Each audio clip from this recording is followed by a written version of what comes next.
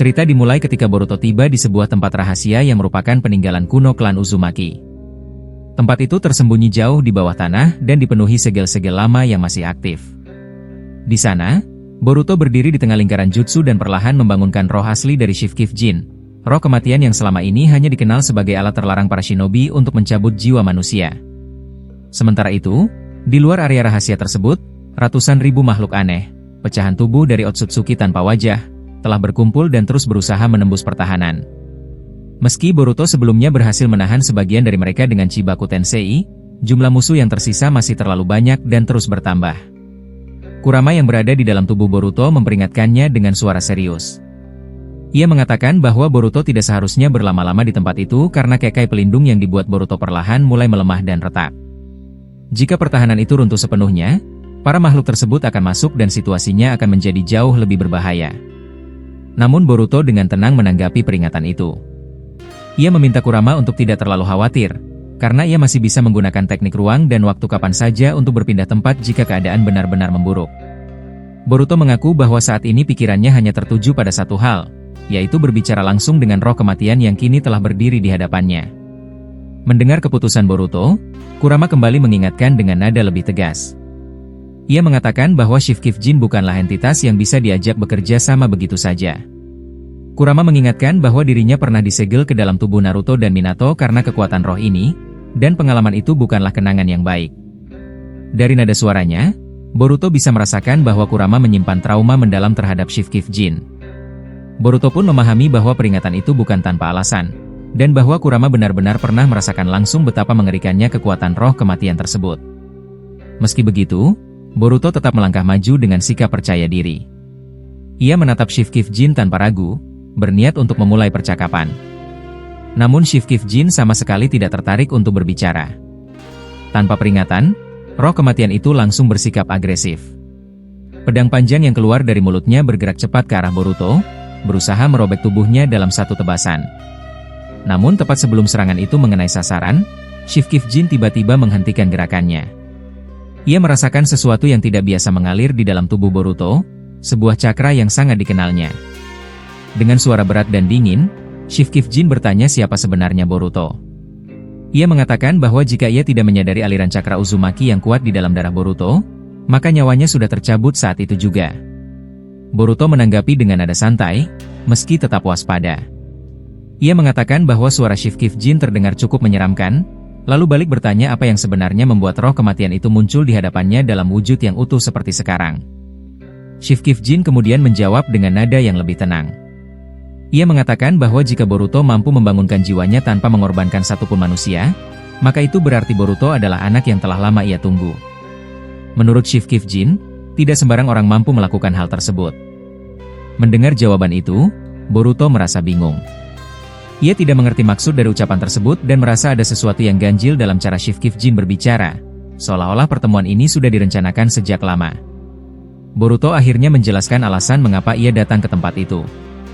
Ia mengatakan bahwa Kashinkoji telah menuntunnya dengan kekuatan tertentu dan menyuruhnya agar segera menuju ke tempat ini jika ancaman yang datang tidak kunjung berhenti. Boruto mengaku bahwa situasi di luar semakin tidak terkendali, dan ia membutuhkan kekuatan tambahan untuk melindungi dunia.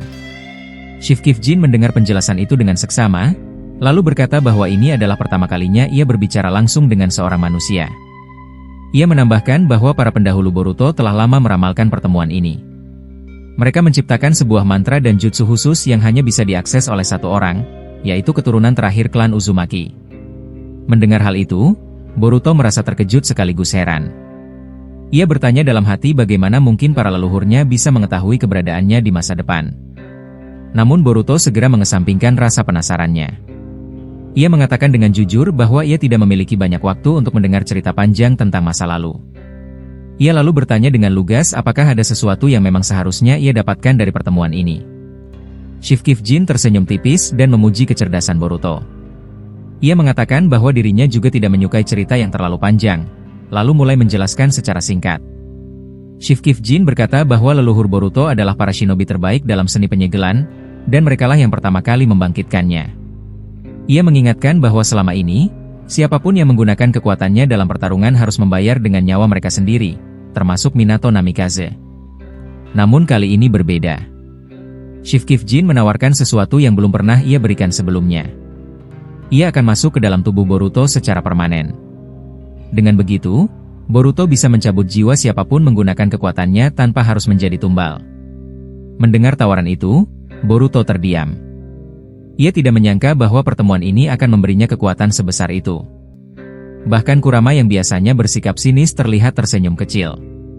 Kurama berkomentar bahwa tawaran itu terdengar berlebihan, dan mengatakan bahwa Boruto memang cukup beruntung terlahir sebagai keturunan klan Uzumaki, meskipun ia mengeluh karena harus berbagi tubuh dengan roh kematian yang menurutnya tidak sedap dipandang.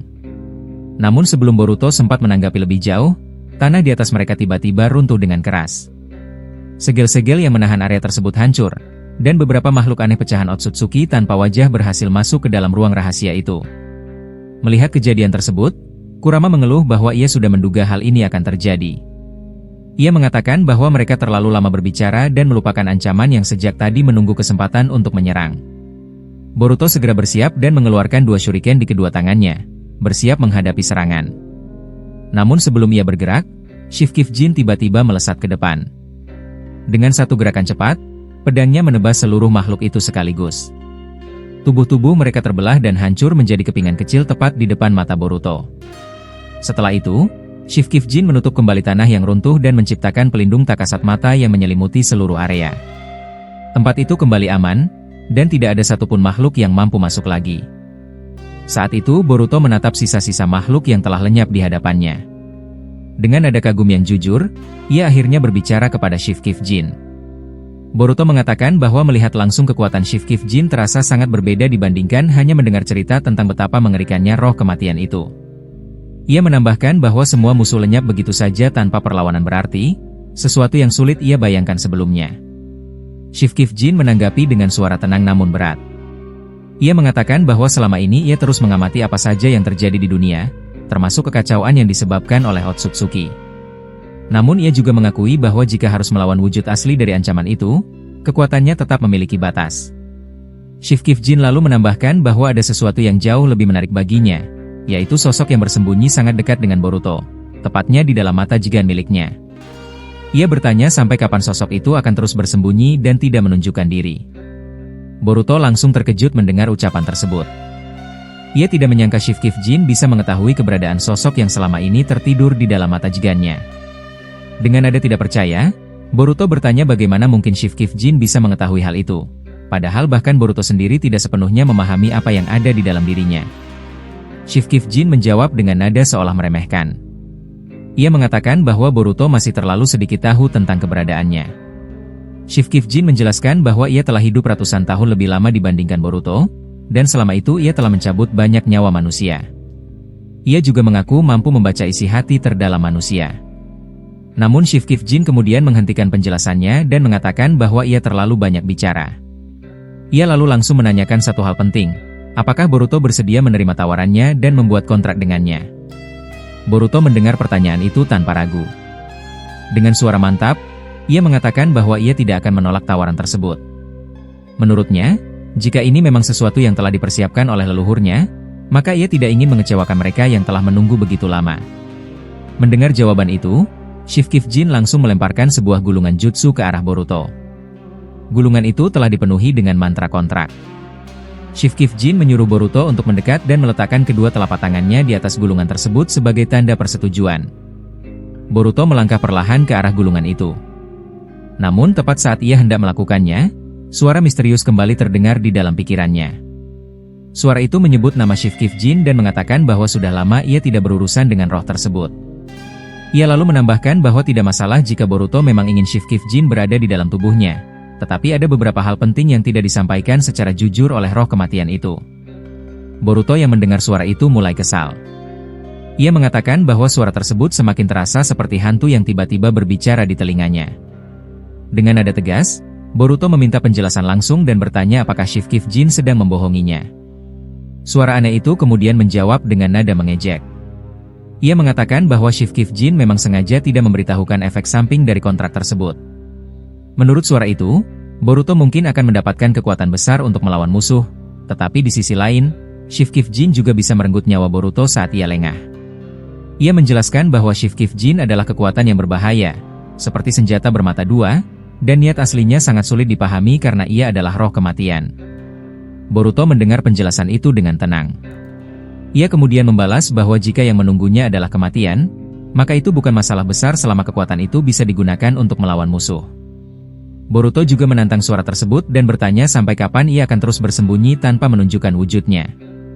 Mendengar hal itu, suara misterius hanya tertawa pelan.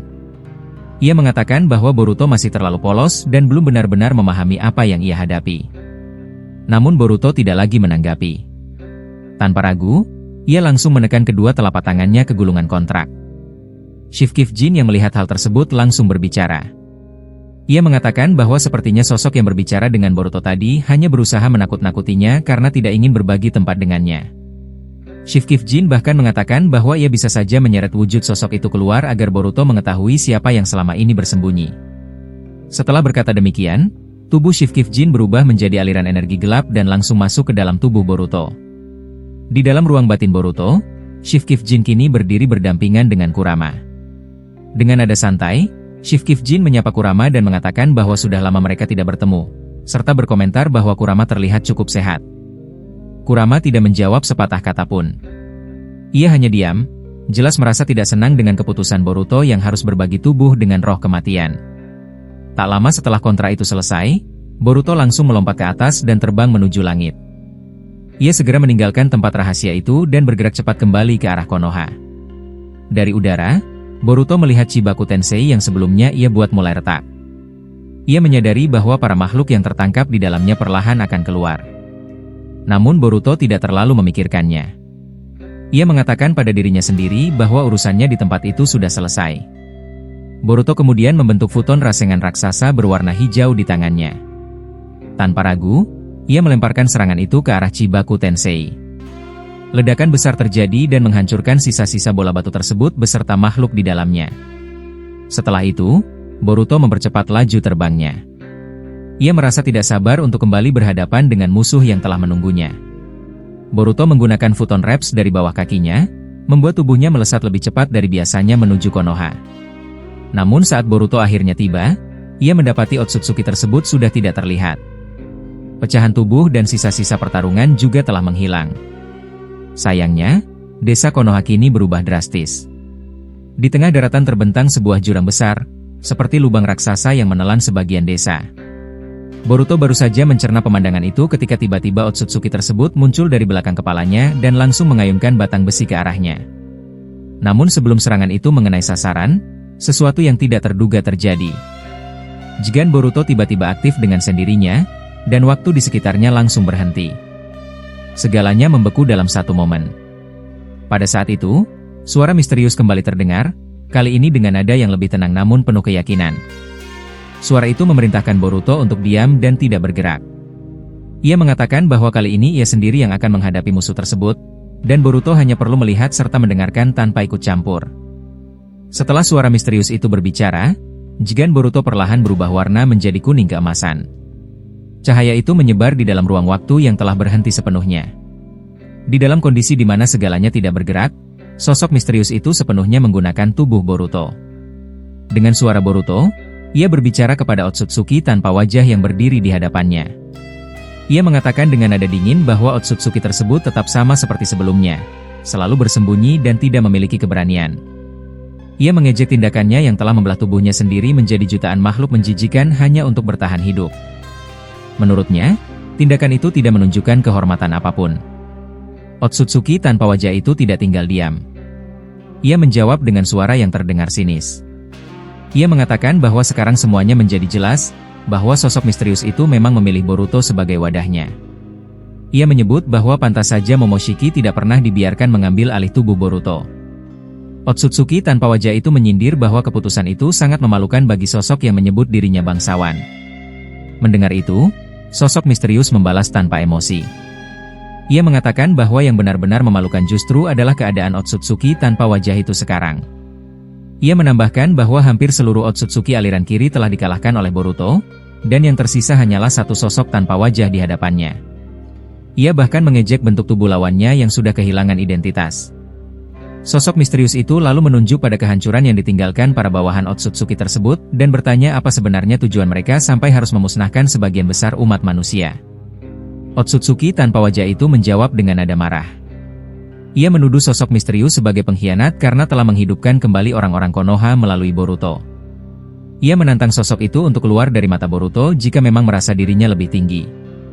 Ia juga bertanya apakah 3 pasukan penjaga masih setia melindungi Boruto sampai sekarang. Di dalam batin, Boruto dan Kurama hanya bisa terdiam. Mereka mendengarkan percakapan itu dengan perasaan campur aduk. Situasi ini sangat berbeda dari apapun yang pernah mereka alami. Perlahan, potongan kebenaran mulai tersusun. 2 Otsutsuki yang selama ini menyembunyikan identitas mereka kini saling berhadapan secara langsung, membuat Boruto merasa kesal karena tubuhnya dijadikan wadah oleh makhluk-makhluk asing tersebut. Percakapan itu pun masuk ke inti permasalahan. Di dalam waktu yang terhenti, Otsutsuki tanpa wajah masih bisa bergerak bebas. Ia terlihat sangat marah terhadap apa yang ia sebut sebagai pengkhianatan. Ia menyatakan bahwa dirinya adalah Otsutsuki terakhir dari aliran kiri. Ia juga mengungkapkan sesuatu yang mengejutkan, bahwa dari kalangan bangsawan aliran kanan hanya tersisa 1 orang saja, yaitu sosok yang kini bersemayam di dalam mata Jigen Boruto. Otsutsuki tanpa wajah itu lalu mengatakan bahwa ia tahu siapa yang memerintahkan Boruto untuk memindahkan seluruh penduduk Konoha ke dimensi lain. Ia menegaskan bahwa dirinya berniat menghancurkan planet ini tanpa menyisakan apapun.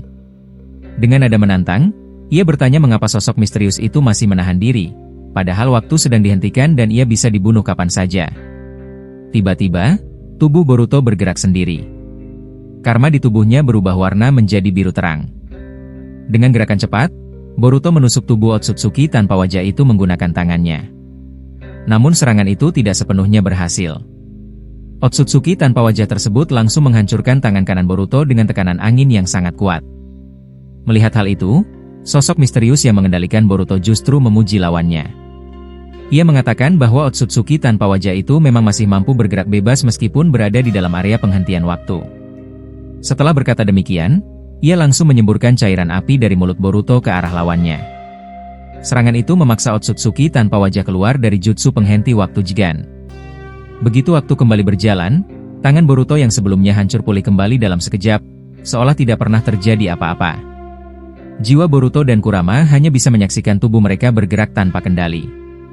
Namun tidak lama setelah itu, sosok misterius yang selama ini hanya berbicara di dalam pikiran Boruto akhirnya menampakkan diri secara langsung, bersama 3 pengawal yang berdiri di belakangnya. Boruto menatap sosok itu dengan serius.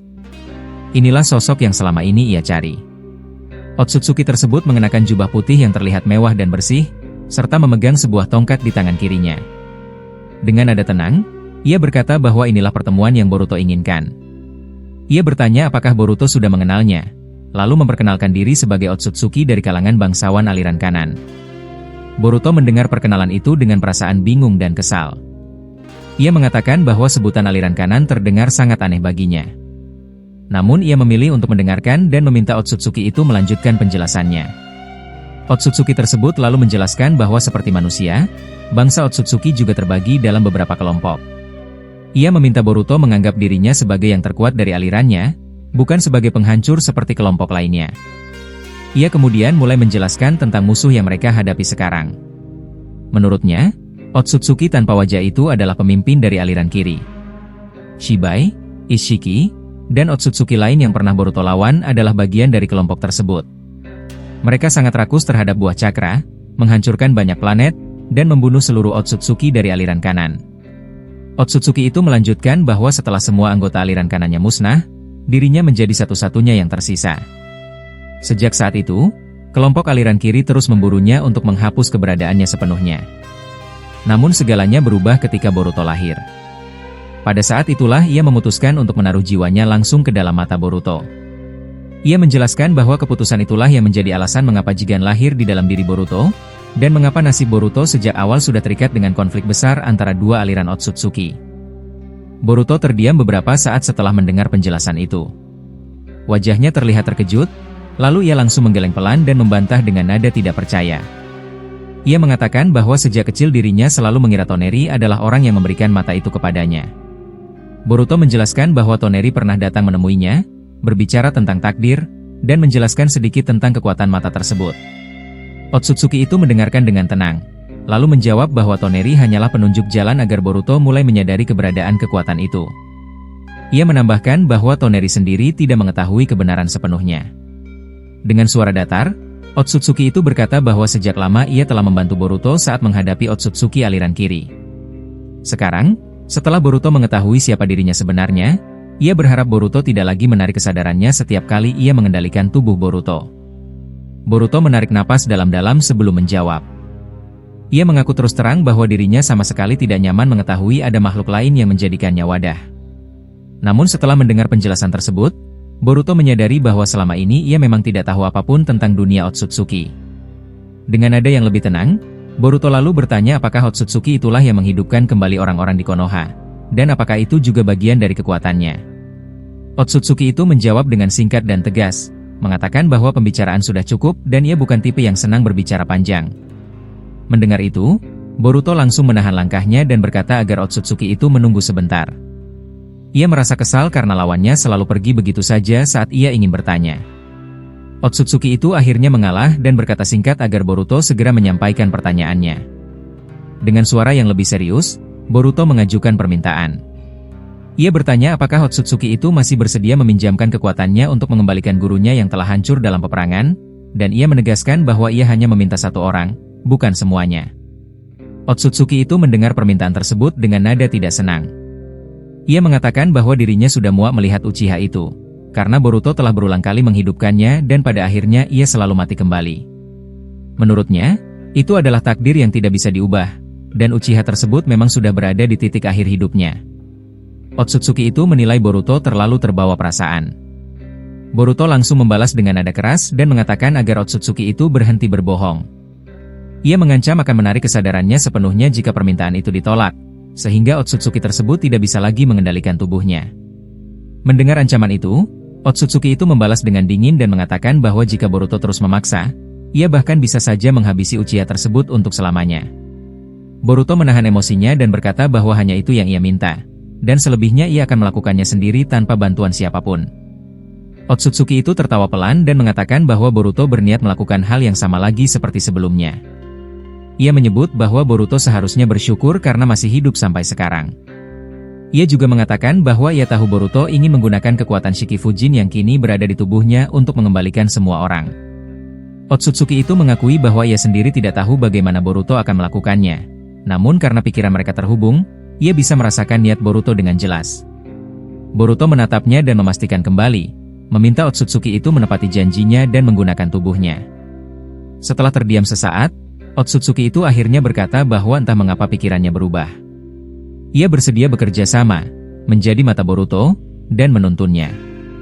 Ia juga mengatakan ingin menyaksikan sendiri bagaimana Boruto mengamuk untuk membalas semua kerusakan yang telah dibuat musuh-musuh mereka. Boruto terkejut mendengar jawaban itu. Ia bertanya apakah Otsutsuki tersebut benar-benar serius. Saat mendapatkan jawaban tegas, Boruto mengatakan bahwa ia tidak punya alasan untuk menolak. Otsutsuki itu kemudian meminta agar Kurama dan Shikifujin juga ikut bergabung. Ia menjelaskan bahwa semua kekuatan yang ada di dalam tubuh Boruto harus dimanfaatkan. Dengan jujur, ia mengatakan bahwa musuh mereka saat ini masih belum berada di puncak kekuatannya. Saat wajah aslinya benar-benar muncul, itulah batas akhirnya. Selama itu belum terjadi, kekuatannya masih belum sempurna, dan itulah kesempatan mereka. Kurama yang mendengar pembicaraan itu tersenyum kecil dan berkata bahwa semua kejadian yang menimpa Boruto benar-benar aneh dan jauh dari kata normal. Ia menambahkan bahwa bekerja sama dengan Otsutsuki terasa ironis, apalagi mengetahui bahwa sebagian dari mereka justru berusaha menjaga dunia. Boruto perlahan berdiri dan menatap ke depan. Ia mengatakan bahwa ia sadar Otsutsuki itu tidak akan memberikan namanya. Namun, siapapun dirinya, Boruto mengakui bahwa selama ini ia salah menyamaratakan semua Otsutsuki sebagai perusak. Dengan tekad yang kuat, Boruto menyatakan bahwa ia akan melenyapkan mereka yang menghancurkan dunia dan mengembalikan semuanya seperti semula. Mendengar itu, Otsutsuki tersebut mengeluarkan 3 pengawalnya dari dalam Jigan Boruto. 3 Otsutsuki itu berdiri di depan Boruto dengan sikap siap bertarung, seolah menjadi perisai hidup baginya. Boruto menatap mereka dengan penuh antusias, merasa pertemuan ini telah mengubah banyak hal. Tidak lama kemudian, kesadaran Boruto sepenuhnya kembali menguasai tubuhnya. Ia kini bisa bergerak bebas, dan 2 jigan berwarna emas muncul di kedua matanya. Otsutsuki tanpa wajah yang menyaksikan pemandangan itu tertawa sinis dan berkata bahwa ia mengira sosok utama akan keluar, namun yang muncul hanyalah para pengawalnya.